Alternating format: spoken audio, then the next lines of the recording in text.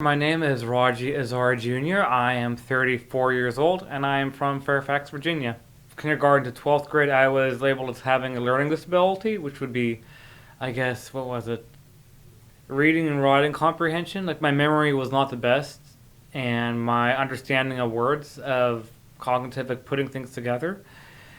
As far as other things, like social cues and whatnot, which I think I'm okay with, but I'm good now. I've taken speech classes. And within college, I took interpersonal communications and other sociology classes and whatnot as well. I think at one point or another, I was maybe like tested for being on the spectrum for high functioning autism or Asperger's. I believe Asperger's. So when people talk to me like what the symptoms are or what characteristics of it would be, I think that's something that can be applied to everyone. So when someone says you have a disability, I'm like, no more than what you have. College I went to the Annandale campus of Northern Virginia Community College.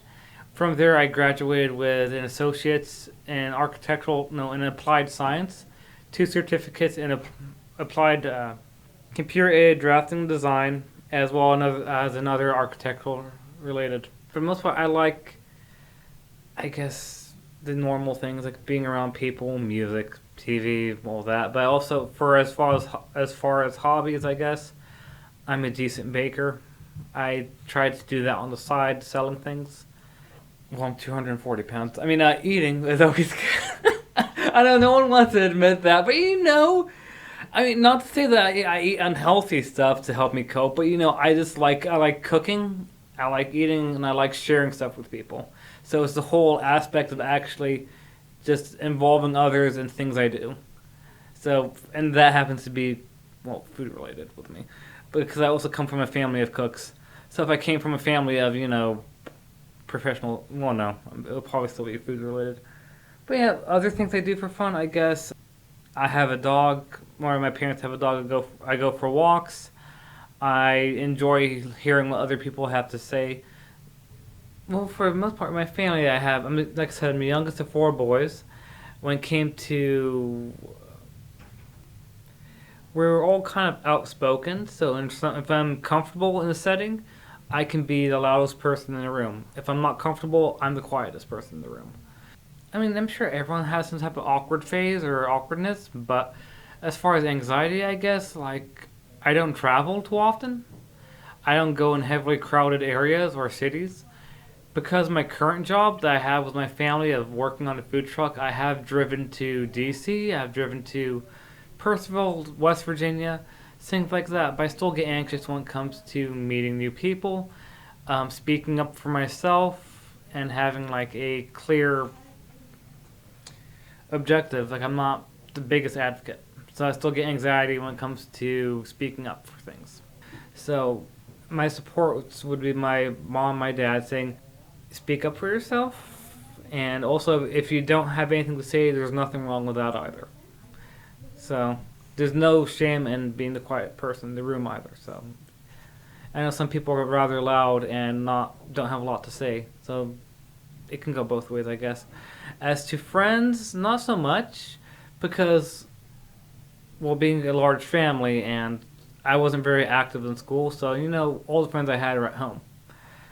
So as far as school, like, sure, I was friendly with people. I wouldn't exactly say friends. They're kind of acquaintances, which I think a lot of people are the same way. As far as work goes now, after school, I worked with a nonprofit. I worked with the college. The nonprofit was for people with intellectual and developmental disabilities. I worked construction, and now I am a personal care attendant for a person with a disability and health issues. But that's the thing, now I'm trying to move away from that community because I don't think I'm doing enough work for myself, so I can't talk about advocacy if I'm not doing enough for myself. Which I don't know if that's a problem with people within the social work community. It's like I'm helping people, but I'm also ignoring myself. Other people do need help, but I want to find a good balance between the two things. I also don't want to seem like I'm being selfish by pulling away from other people. Same goes with family life. I work with my family on a food truck. I help out around the house, but at the same time, becoming an individual means kind of moving away a little bit. which again, having the anxiety come back to being a self-advocate is kind of an issue. But I'm, like I said, I'm 34. I'm still kind of learning, which I don't think is going to change. It's always good to learn, but I need to work on progressing myself. I guess within the academics of elementary, middle, and high school, there was the learning disabled classes where they kind of put you in a classroom to help you understand things or to help you work on yourself or other things like that. But at some point, it kind of felt like you have to be taken away to be worked on. For the most part, I was like integrated with everyone else, so it was just for. I mean, I'm not saying it as a bad thing because I did need to have a quiet period in class to actually work on myself, work on my studies, and things like that. If I had any questions, the students and the teachers were more than happy to help out. When it comes to reaching out for mental health or for other people, like I was not the best advocate for myself in school and in college because I used to have an IEP or counselor, however it's called, case manager, and he was my. I used to get like teachers who'd see me like once a week or for maybe an hour or less, and that was the person who would give updates on myself to my parents and to other professionals like they didn't know me. So I also have kind of a big ego as well. I ask for too much help when it comes to things. It's like, if I stop relying on other people, it's like, I'm too good for this. You all can come to me for if you want to help me. It's like, no, I should have said, okay, these people are here to help me. I need to be quiet and also help and do that. And also at the same time, I used to get upset for people who would not help me the way I wanted them to help me and also not vocalize how I wanted them to help me. At the same time, I didn't know how to verbalize that. I didn't know what was good for myself either. I should have done more for myself to meet the professionals like 50-50 instead of having them make all the effort to get to know me, to help me. I like someone to bounce off of. As far as like energy and thoughts, it's like I can't do things myself, which I actually need to go forward and do that. Because only I know, people say only you know what you need to do for yourself. It's like, I was like therapist maybe once or twice back in the day. I'd say maybe like over 10 years ago. I also went to like a neurologist because with at the time I was having anxiety regarding, what was it? I was going from high school to college and it was just a whole different setting of being surrounded by people in a comfort like zone and then go do things for yourself in college. So then I started to get anxiety and headaches, panic attacks. I used to lock myself in restrooms just to have the lights off, just to help calm myself down. So I went to a neurologist. I got an exam. Nothing turned up. They're like, might be psychosomatic. It's like, okay, so emotional tied, and I just need to relax.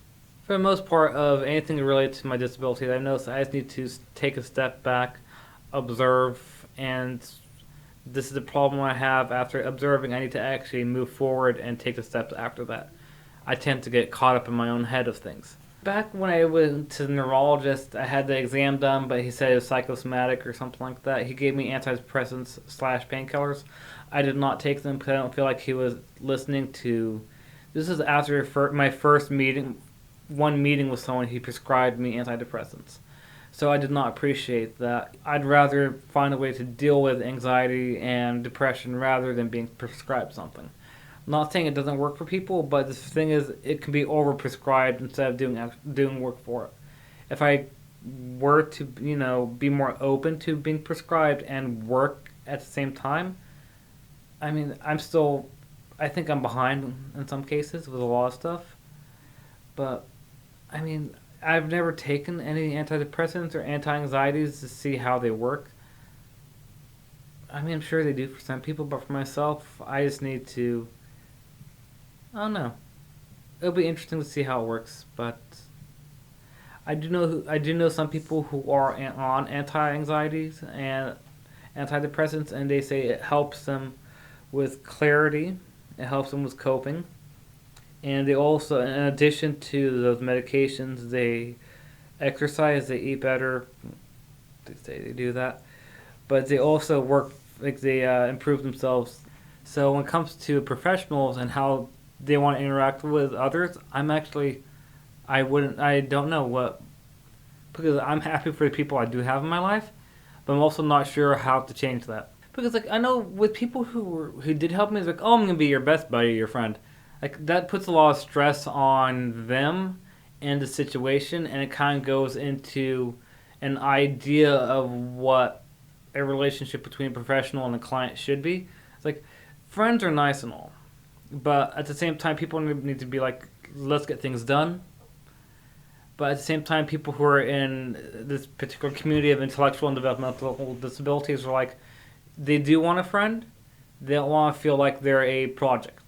I want to say there's a difference between being friends with someone and being friendly with someone. I kind of hate that.